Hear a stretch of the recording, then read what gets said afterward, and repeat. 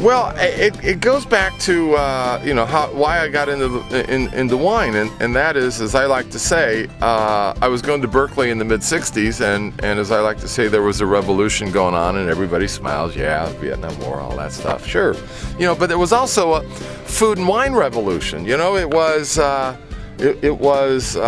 that time, roast beef wasn't done unless it was gray, and vegetables weren't cooked unless they were limp. And an exotic cheese was Monterey Jack or a sharp cheddar. I mean, it was all different back then, and wine was, for us college kids anyway, when we were really upgrading and had a hot date, it was Lancers or Mateus Rosé, and all of that started to change, and it all started to change out of the San Francisco Bay Area, and with that food came an interest in wine. And that was the part that I was mostly interested in. And as a senior at Berkeley, I took a class out at UC Davis. I became what was called an inter-campus exchange student.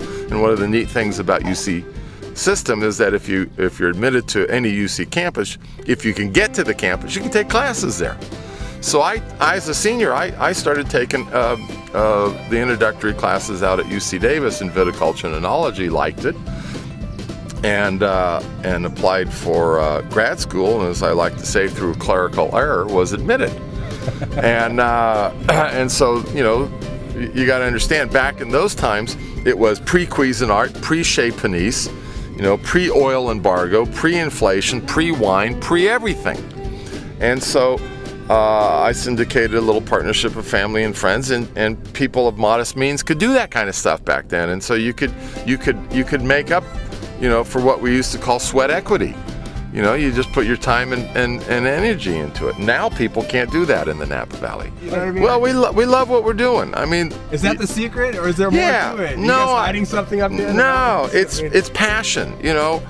I remember when I got into wine and I started to become really interested in wanting to be in the wine business, and then got into the wine business, feeling so lucky. Like, I'd go back to my high school reunions, and I was just so lucky that I was doing something I was passionate about, and rarely do I get up in the morning and go, damn, I got to go to work. It's always like, okay, how much more time, can I stay here before I got to go home?